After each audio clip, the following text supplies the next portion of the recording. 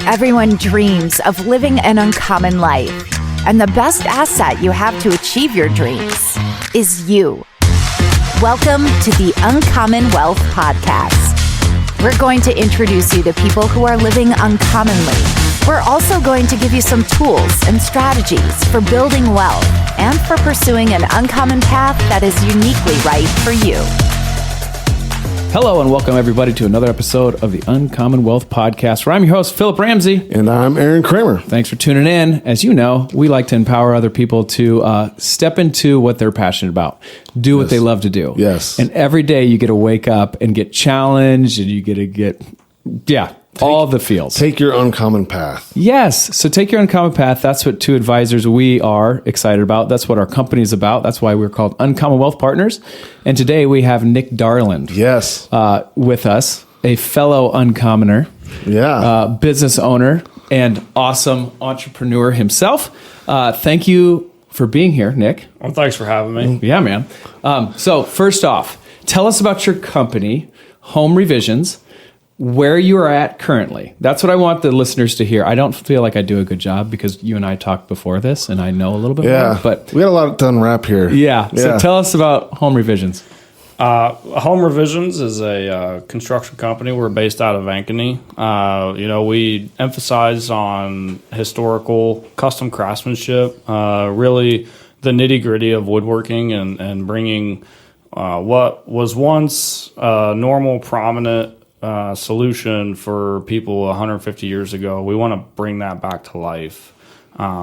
We do custom homes. We built a custom lake house in Missouri, and then we do kind of higher end custom remodels. We're really your Rolls Royce package of a company if you're looking for a service. So. Yeah, that's awesome. Love that. I like that. Something that I feel like we've kind of lost as a culture is like good quality stuff. Yeah. And you think about that when you go to get a new appliance and they're like, well, that'll probably last 5 years. And you're like, what? Like, how much is this? Like, and you're just going to last 5 years? Like, that's a problem. So I think what you're doing is super needed.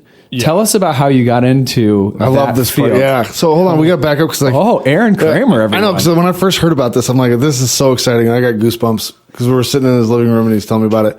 Like first, when did you first get this idea that you wanted to be a business owner? So it happened when I was younger. I tried to start a company, construction, and it was just the worst experience of my life. I had no idea what I was doing. I didn't know what an LLC was. I didn't know what insurance was. How old were you? Nick, how old are you now? You're not that old. I'm 28. Yeah, okay. Yeah. All right. At that time, I was maybe 21. You know, I had a 03 Honda Civic that was just had a trunk full of tools, and it ended miserably. 6 months into it, and I'm like, I don't know how to sell jobs. I don't know how to network. I was audited by the IRS because I didn't understand taxes. Why not? Yeah, and so I'm like, well, that maybe not right now, but down the road, I'll give it another shot. And wow. Okay, I now we're on this talk track. I feel like this is way different than what I wanted to talk about, but my bad. That's okay. I'm excited about this. That's okay. That's good. So, how do you feel like you got that entrepreneurial spirit? Like, is your parents entrepreneurial? No. Like how did that happen? How do I instill that in my kids? That's basically my question. You know, to be completely honest with you, without going down rabbit hole after rabbit hole, I think it was just different scenarios in my life that I decided to step through. Created the person who I am today, and I became that person of, rather than sulking in my own chaos, I want to go out and I want to make something great. And so that's really how HomeRevisions was born. Through failure. Through failure, yes. The phoenix rising from the ashes. Yep. Okay. I know, because now we gotta let the listeners know, okay, so you failed once. Yeah. But let's talk about the second try. Yeah, the second try was it was more of me being stuck in my own chaos. I was really letting the fear of failure from the first time enable my decision-making skills. 21 years old first. Yeah, 23 the second time. Okay, all right, I got a question before that. Well, I want to hear that. It's important. But, like, what did you do after you failed the first time? I was consumed by chaos. My whole life was unraveled. It was really. I look back on it and I laugh because in the moment I'm like, how Not can laughing. I get worse? Yeah, right. You know, Rock bottom. I was homeless. I was What? It was bad. It was really bad. You know, I was No sleeping- job. You didn't have any job. No. I went back to a construction company. Pretty much all I've ever done was construction, but I had consumed so much debt. Yeah. I mean, I got to know collection agencies very well to the point where I thought about applying at one because every time they call me, I would lip their saying, "Hi, this is so and so. No. I'm calling on a recorded Nick. line. This is an attempt to collect a debt." And I'm like, you know, we've talked like 5 times. Can you just get to the money that I owe you, and we can come up with a payment plan? Right. Right. And so, So 21, you just start going into debt because you're going to start a business. Or what happened? it's a lot deeper than that. Yeah. You know, for the purposes of the podcast, we'll leave it at that. Yeah. Okay. But it's much deeper than that. You know, I actually left home at 17. I grew up in a very broken home, and my senior year, I slept on by the grace of God, some family. I slept on their couch, and I deemed myself homeless. No. Yeah. Where'd you go to school? Where'd you go? You know, growing up, I went to a small school called Twin Cedars outside of Bussey, Iowa. What? No idea. Usually I have heard of it. Nothing. And at 17, when I chose to leave home, I ended up at Grinnell. So, you know, I tell everybody that I'm from Grinnell. Really, I'm from south of 92, Okay. the sticks. But, you know, Grinnell is my encompassing. That's the people that to this day I still talk to. That's Right. That's my friend group, you know. Wow. So, Nick. yeah. This is fascinating. Okay, so like, We don't have enough time in 45 minutes to unpack all this. but I think it's just interesting to at least hear a backstory because Yeah. I think a lot of times, you know, we get somebody on the podcast and it's like, oh yeah, and we could have not got into that, but I think it's a part of who you are. You've already Oh, mentioned 100%. that. You know, I own my own chaos. That's right. You know, I and found so my power in chaos. that's good. So- I'm glad I kind of dove into that. So 21, started business, didn't know what you're doing, but you had the Honda Civic and some tools. Let's rock. Yeah, it was a 5-speed. Okay. Five-speed. Okay. So- All right. Yeah. Says a lot. And then that went away. Yep. That didn't go well. And then you were just living off of credit cards and debt until you're 23. Okay. Now we're there. Sorry. And so That's good. I'm glad you unpacked that. I just learned a bunch more.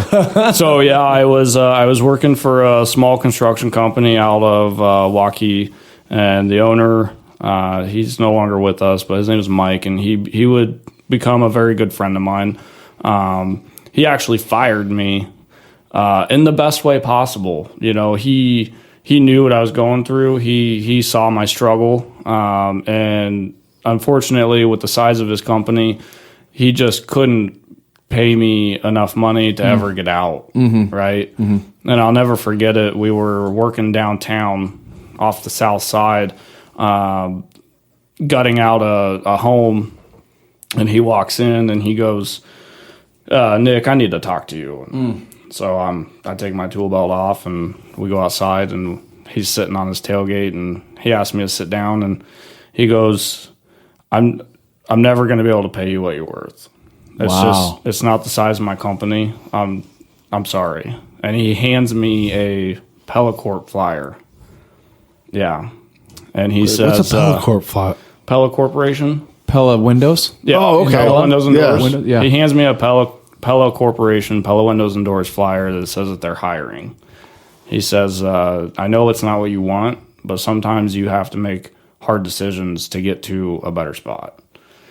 So this is your 2-week notice. I'm firing you.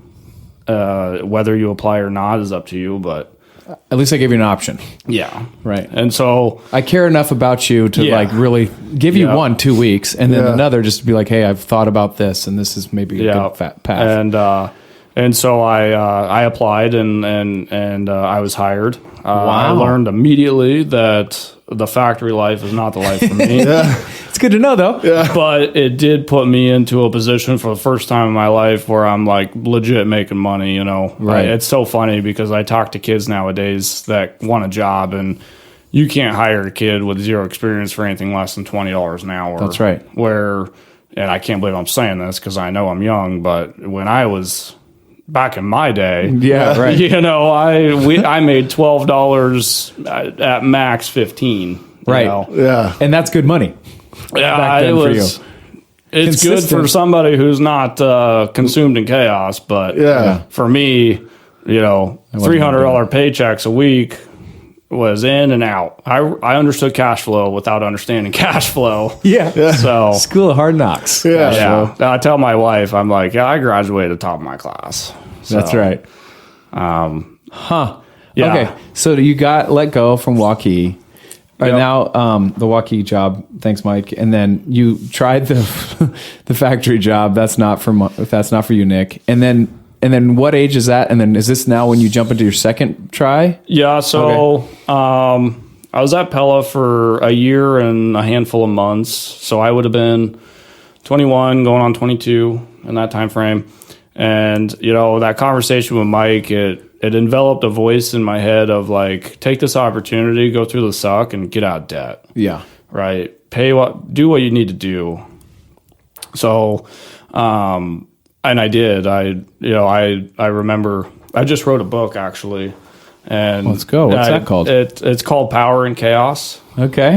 It's a inspirational autobiography.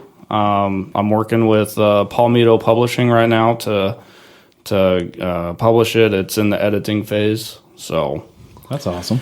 yeah, if anybody ever wants to learn more, That would be a good book to- It is. You know, that book was an emotional roller coaster for me, but it was just such a release. Yeah. you Probably know. therapeutic to unpack it. It was. It very much was. And so, you know, my time at Pella, I worked just the dumbest hours that anybody can ever think of. I worked 3:40 in the afternoon to 2:10 in the morning. And I just, any chance of overtime, I took it. The factory shut down. No, I'm working. And every week, Wow. all of my money would go to debt or collections. Collections first. I followed a little bit of the Dave Ramsey, Yeah. snowball effect, and now I am where I am, and I'm like, that advice is great for somebody who doesn't want to step into something larger. That's Yeah. right. That's right. And so, it was funny because But it is like when you don't even know which way's up. It's a good something, yeah, right? it's Yep. something to follow. It's a Right. foundation. I met this gentleman while I worked at Pellicorp. His name was Jeff.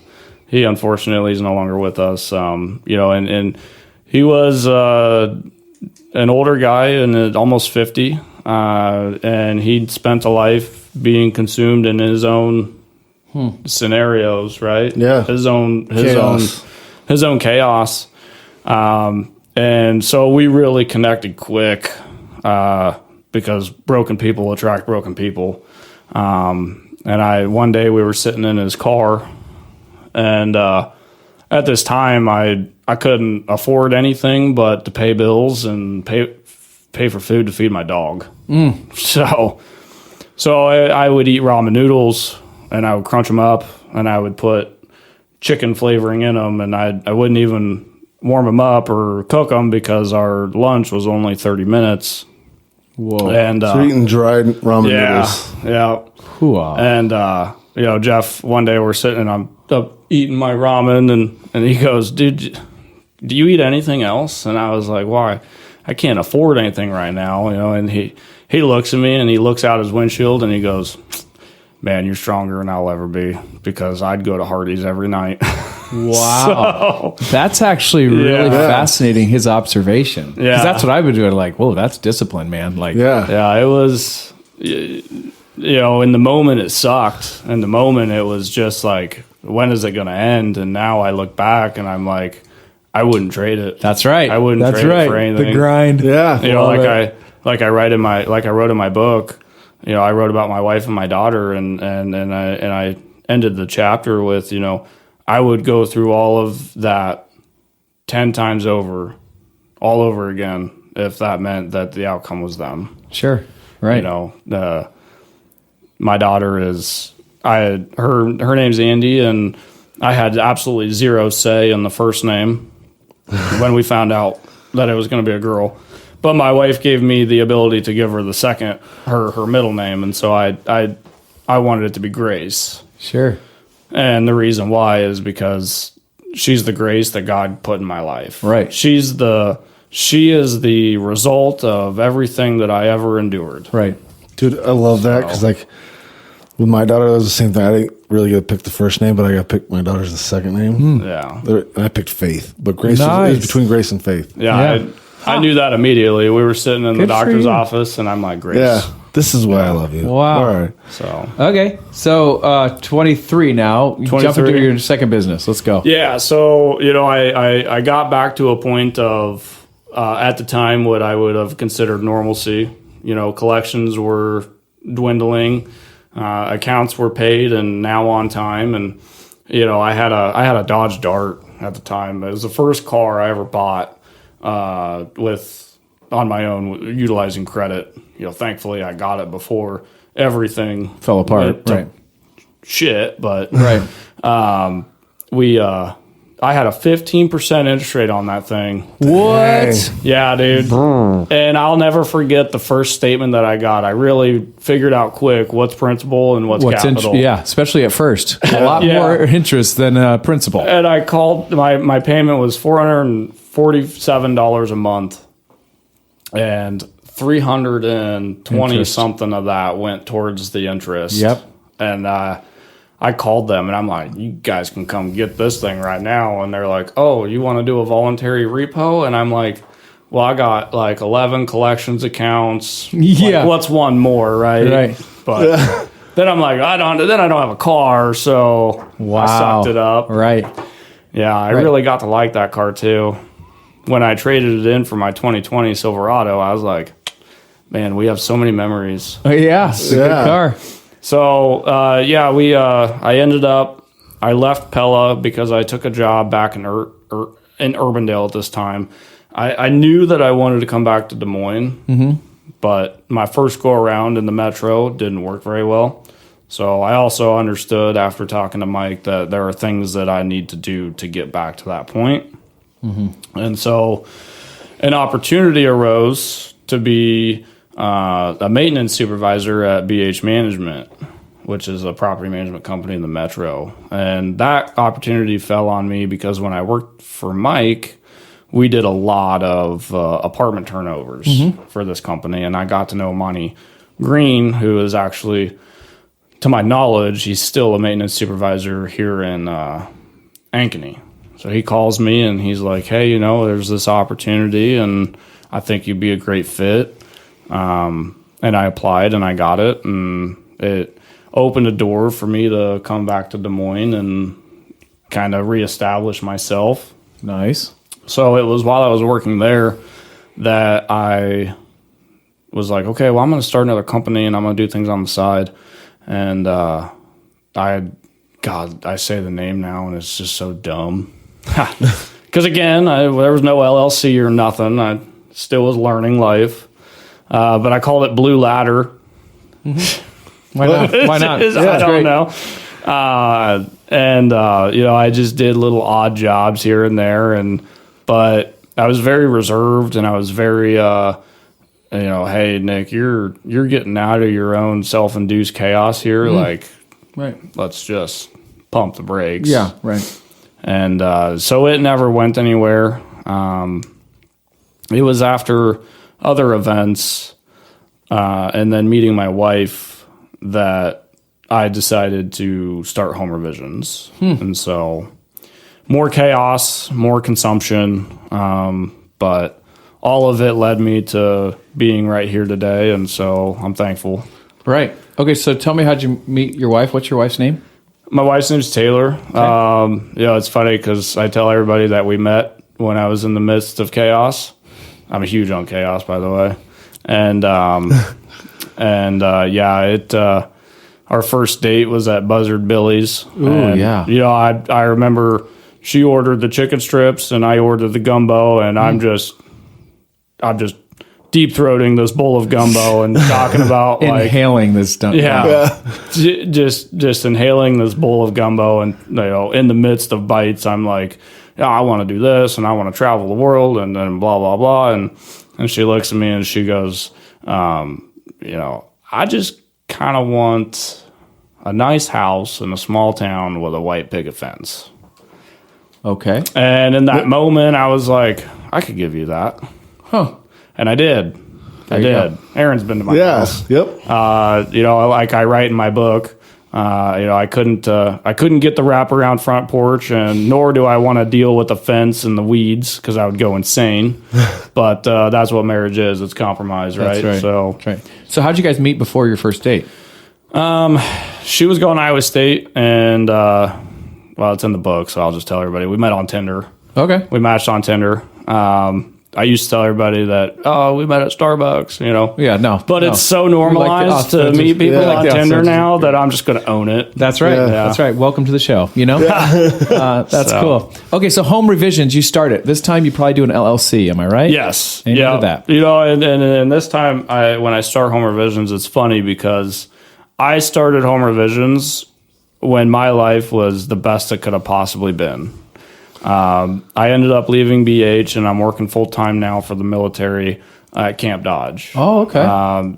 Basically, to give you guys and the listeners a kind of an understanding, as my job role was facilities maintenance, working with civilian contractors on government work. I was basically the middleman between Jensen Builders and the military side. Yeah. It was a great job, and not only that, it was active duty. So yeah, I was going to say that's actually So I mean, 23 now, and I'm making $2,000 every 2 weeks, and $700 to $800 of that is tax free because of BAH and substance allowance. Right. And I'm like, man, I'm never leaving. This is it. Yeah. This is it. I made it. Nick has figured it out. Yeah. Well, I did. Controlled chaos. Yeah. Yes.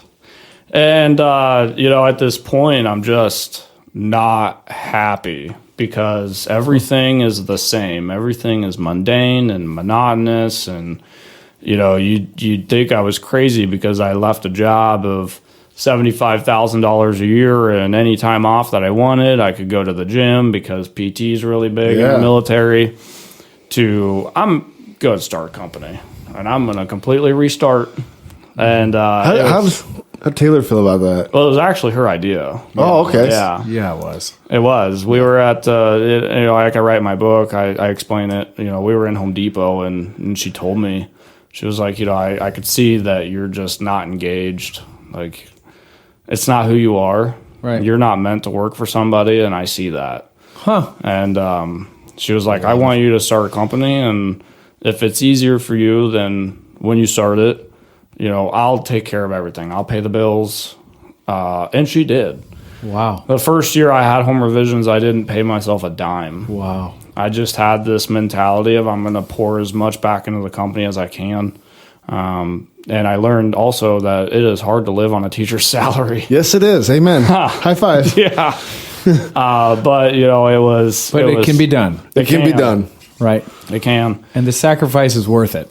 Yeah. Absolutely. Right? That's the huge thing. I just think there's a lot of people who start businesses. One, this has been an overarching theme of the show, is how supportive their spouse has been. Yeah. Always. Yeah. That's been... So first, if you're a listener and you're like, I want to try something and your spouse is not there, just don't. Yeah, just don't do dismiss. Try it again. But for the people who do have their spouse's support, it's been a huge encouragement because of just sometimes it's the consistency of cash flow. Yeah. But also just think about what if you had to take money out of Home Revisions that first year? You would see how a business would fail pretty quick. Yeah, I will. I'll never forget. And I want people to understand that, yes, the support was always there, but keep in mind that the support will be up and down. Absolutely. There were many a times where Taylor was very discouraged, and I'll never forget the time. It was maybe 6 months going into me doing it full time. The one employee that I had was just going back to college, so I found myself doing all the jobs by myself, which is fine, not a big deal. But when you're slow on your job efficiency, you slow down your cash flow. Yep. And cash is king when it comes to business. That's the greatest advice I think I ever got in the beginning is don't worry about your profits. Your profits will come. Keep your cash flow consistent, because if you don't have money to pay your bills, then you're screwed. Yeah. And there was one point in time where my controller now, he was my contracted accountant. He now works for me. He processed a tax payment and didn't realize that we didn't have any money.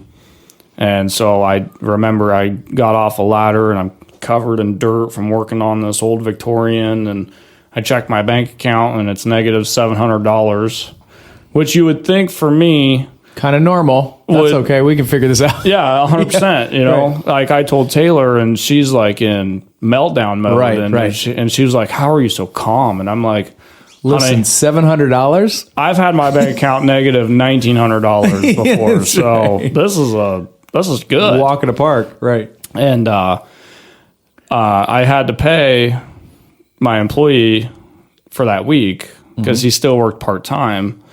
And I had to take money out of Taylor and I's personal account, not only to satisfy the negative account, but then pay the employee. And you're already scratching it over on the other side. Yeah, and in that moment, it was a moment of defeat for me because at the end of the day, like I'm fine living in chaos, but I don't want my wife to go through that. Right. And so never again. I was like, never again. This will never happen again.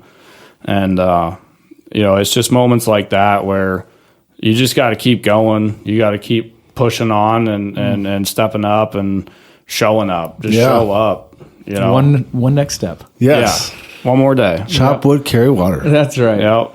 And tell me about your faith in this whole thing. Like from younger, like has that been a overarching theme, or like how does that where did that step in? I didn't realize the faith until after the chaos, right? Yeah, can we hold out? That's a big event.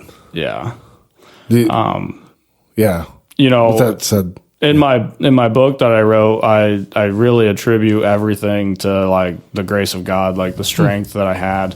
It's funny because Arron's my financial advisor, and we had a meeting probably 6 months ago or so, and he goes, "Hey, do you believe in God?" And I'm like, Arron, I'm at the point in my life where I really don't much enjoy conversations that just end in speculation, And he's like, "Oh, well, Yeah. And which valid, honest response. Like I get it. Yeah. I'm a very I'm a critical thinker. I'm a calculated. I'm very big on education. I'm going to Harvard now, so I'm attending Harvard Business School. So just to give you a kind of a foundation of like, okay, this is this guy's mentality. He wants facts and he wants an unreasonable doubt, right? yeah. And looking back now, I attribute everything to maybe not recognizing it in the moment. But everything was that I've gone through, the strength that I had that I didn't realize that I had. I definitely attribute that to God. Yeah. Grace. Grace. Yeah. That's cool. That's awesome. It's like we're on this track, so we just got to finish it quick. So how did you come to that conclusion? Because I love this story. Yeah. So I would say that you said after the chaos has happened. Yeah. And then you and Arron didn't meet until like 6 months ago, if that, right? Like it hasn't about been a year ago. About a year ago. Yeah. It took a little, Yeah, so that conversation was a year ago, but as the listeners have heard, like you've been in chaos your whole My whole life, yeah. And then so a year ago, you were kind of like, listen, I don't get it. I don't get this faith thing. I can't put two and two together here. Yeah. And then, all right, there we go. Yeah, December 18th, my general manager, we were at a training event for another company that I now own, and he suffered a heart attack out in the middle of a cornfield. He had 100% blockage in his front aorta, and he was, not to be too morbid here, but he was dead before he hit the ground. Yeah, That's it was 100% blockage. Yeah, not a lot works. I was from me to probably your stairway there. Just 10 feet away. And by the time I got to him, he was on his side and just staring out into the field. Oh, my. If you've ever been involved in a scenario, I hope that you haven't, but if you have, you can tell when somebody's gone immediately just by looking at their eyes. It's just nobody's there. Yeah. It's a vessel. And, wow. And so I performed CPR on him for 10 minutes almost until the emergency services got there. And, it was an hour and 13 minutes from the time that Nate dropped to the time that he was at the hospital in quality care. So to think about that, that's a long time. Oh, yeah. We had the American Heart Association come to our office 2 days ago because they want us to come and speak at their heart walk. And, even Kaylee, the lady that came and met with us, she was like, wow, an hour and 13 minutes is a long time. Because I'm going to ask a question that the listeners are probably thinking right now. When's the last time you refreshed on your CPR? Basic training. Okay, so how long ago was that before you ended up? About 12 years ago. Okay, yep, yeah. I feel the same way. So I only say that because, a lot of times you get in this moment and you're like, wouldn't know what to do here. But there is something that kicks in well, you got to do something. Yeah. Yeah. When you get into a critical moment like that, there's fight, flight, or freeze, right? And luckily, I've always fought. And so, and it wasn't just me, by the way. There were other people there that played a critical role. Matt did CPR first while Reese and AJ and I were on the phone with 911. Sure. Reese was doing breaths. AJ was compressions, coordinating the location and everything. I mean, everybody played a critical role. Wow. That's cool. When Matt was tired, because CPR is a violent event. Yeah, I mean, it's taxing. Yeah, you told me you broke all of his sternum. And that's all I was focused on. That's the only thing I could remember from my CLS training was if you're breaking the ribs, you're doing it right. And you're going about a 2-inch compression, you're doing it right. Yeah. Right. And so I just would count out loud. I said, there's rib number 1. And Reese was like, just keep going. And, wow. But yeah, Nate, this week was his first week back. And he's doing good. What? Okay, so hour and 13 minutes he gets to the hospital. Yeah. And then they revive him. So they lost him. So by us doing CPR, and then they brought the Lucas device out when he was in the field. It's a CPR machine. Okay. And I told Nate, I was like, dude, if you think I broke your ribs, that thing finished you off. Oh. That thing was touching the back of your spine, bro. Yeah. And wow. And so it was funny because when we got to the hospital, they never discredited that it was a heart attack, but his heart was pumping and they couldn't find a blockage. They did EKG. Shut up. No joke. It took a nuclear heart scan for them to find that he had 100% blockage in his front aorta. And within 20 minutes, this entire cardiology team is consulting us hey, we have to do an angiogram right now. If we don't, he's not going to make it. Right. And so, I can't explain it the way that they explained it, but basically after the angiogram, they put a stent in and the cardiologist comes in that performed the surgery and he says, my PICC line was 14 thousandths of an inch thick, which is thinner than a human hair. And I couldn't push through it. Holy cow. Wow. Yeah. Okay. And so the angiogram was successful. Nate got a stent. He's up in ICU in the cardiology room under treatment. Well, then we start getting consulting on brain damage. Yeah, right. Because it was such a long Hour time. and 13 Yeah, minutes. because real quick, though, before you get into the brain damage, because you about said it, they lost him, they brought him back in the field. Yeah. And then they lost him again in the helicopter. Oh, good. Yeah. Yep. And so, he flatlined twice, technically. Yep. And so once all that was done, okay, hey, we're out of the woods on the heart attack. We'll put a stent in that's going to last forever. Brain. Let's start talking about Nate when he wakes up. Because medically speaking, his brain went a long time without oxygen, and it's very, very likely that he will not be the same Nate he was. And so that was Monday. Everything happened on a Monday. This was Tuesday morning. I get a phone call from his brother. Hey, they're going to take Nate off the meds. They're going to wake him up. They're going to see kind of what's going on. And so we're all there. And they take Nate off the meds. He starts to come to, and he wakes up. And his brother hands him a pen and paper because the doctors want to see how you're going to react. Are you angry? They want you to be in kind of a fight mode. Yeah, they want to push him. Yes. Right. And so when Nate wakes up, he's aggressive, all good signs. He calms down, and then they give him a pen and paper, and Nate writes what happened. Wow. And the doctors are in there, and they just are floored. They're like, miracle. And the doctor's like, we actually have a video of it. The doctor's like, do you know your name? And Nate goes, yeah. He shakes his head, and he says, do you know what day it is? And the doctor leans into him, and he goes, you died. Twice. Yeah. And his brother shows him a picture of the helicopter landing on the helipad. Oh, my goodness. And Nate just writes on the paper, fuck. Wow. So holy cow. So yeah, he was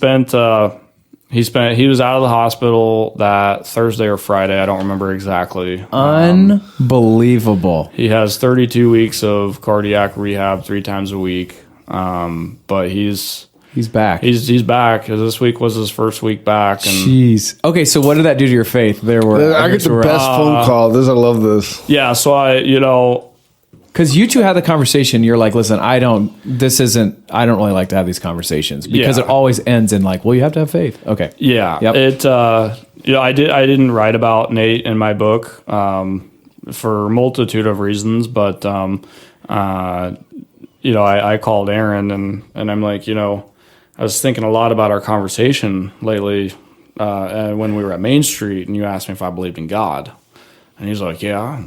I was like, well, I'll tell you what, he exists. Ooh. I said, I saw God work on December 18th. I said, there are things going on within time and space and outside of time and space that we just cannot comprehend. Unbelievable. It gives me because goosebumps. when Nate was laying in that cornfield dead, I mean, I tell people he just had one tear. When we were doing CPR, just one single tear that came down. Unreal. And the fact that he went so long without oxygen to his brain and that he's fine. Right. He's functioning at all. Right. Yeah. He's Nate. Like, he's bitching about his ribs every day. Oh, did you have to break all of them? And I'm like, you sure did, buddy. I'll do it again. The machine did it mostly. Yeah. And he's just, wow. It's a miracle. Nick, that is fascinating how God used that specific thing. Yeah, 100%. And then as I'm writing my book, I tell Arron, like, yeah, God exists. Yay. I start talking about all of my traumas from my early childhood, throughout my childhood, my teenage years, my early adulthood.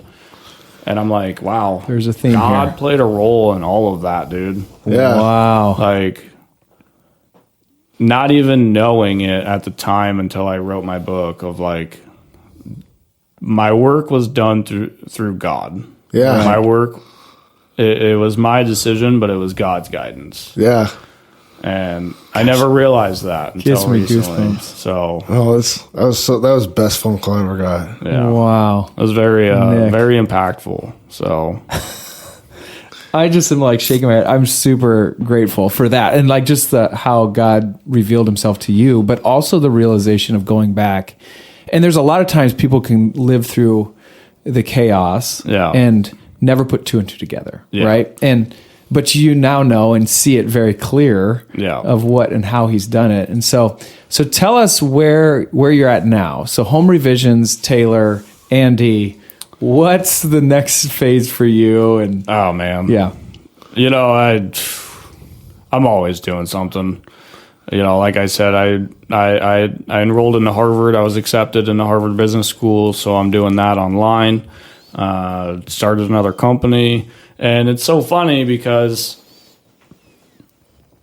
the thing that I get approached with by everybody is, oh God, dude, do you think you're doing too much? You know, and I'm like, it's not fair for you to ask me that because it's not too much for me. That's right. It might be for you. Yeah, it might be for you, but like I'm living my best life in adversity. Yeah. I strive in coming up with scenarios that are going to demand that I step into a greater version of myself.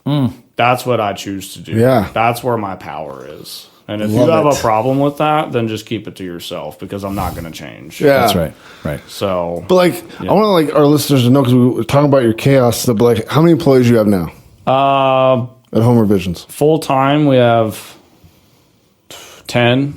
And then as a collective, we have 15. Yeah. We're going on year number 4. August will be year 4. Wow. I went full time into it May of 2020. It really came down to I was doing side jobs. I had the LLC. I had the insurance. And the other thing is HomeRevisions is a referral-based company. Other than Facebook, I don't do any marketing. Yeah. I love it. We do the same. Yeah. And so, you know, and it's evolved, right? Like in the beginning when it was just me doing office desks and office chairs and hanging pictures, just anything that I could do to create relationships and find work, evolved into, can you finish a basement? And then it evolved into, can you redo a kitchen? Can you lay carpet? And I'm like, yeah, I can do that. I'm in. Yeah. Yeah. You know, and then it just evolved from there, from doing the small, what I now consider handyman jobs, to building a custom home. And my first home I ever built was in another state. And my wife was like, what are you thinking? And I'm like, if I can build a house in another state, I can definitely do it in Grinnell. do it anywhere in Iowa. Yeah. That's right. And it was a logistical nightmare. You know, Harvard did a study a couple years ago of there are 2 types of businesses in the world. There is a business that stays with the status quo with what they know, and they base their cash flow and profitability and workflow off that. And then there's the business that is kind of the yes business, and then they figure it out as they go. Yeah. And I'm definitely the Yes business, and then we're going to figure it out as we go. Yeah. because- Not only the yes business, but also like I'm going to make sure that you're satisfied business. Absolutely. Right? Like You know- even if it's something I've never done before, I'm going to make sure you're good. But it's Absolutely. like that yes business of breaking it down. It's like, I'm here to serve others. And if they're asking me to do this, and if you want me to do it, I'm going to do it. But I'm not just going to do it. I'm going to do it well because I'm serving you. Good point. Yeah, you know, one of our company cores is protect and provide. Protect homeowners from unworkmanship like craftsmanship, but then also provide a premium quality service. Yeah. You know, I tell everybody, and you can ask anybody in my company, we don't sell a job, we create a relationship with people. Because that level of trust makes the sales pitch that much easier. Absolutely. Right. Absolutely. And the fortunate reality is, in my industry anyway, is people have pretty much set the bar pretty low. And I learned that It's good and bad. right? Like if you just follow up with people, show up when you say you're going to show up, and be empathetic about their concerns, because homeowners don't know. Yeah. Right? That's why they're talking to you. Right. And I've been in companies where a homeowner has an idea, and then the project manager or the superintendent at that time is like, oh, you know, it's just the way they approach the response. They take it as aggressive and belittling.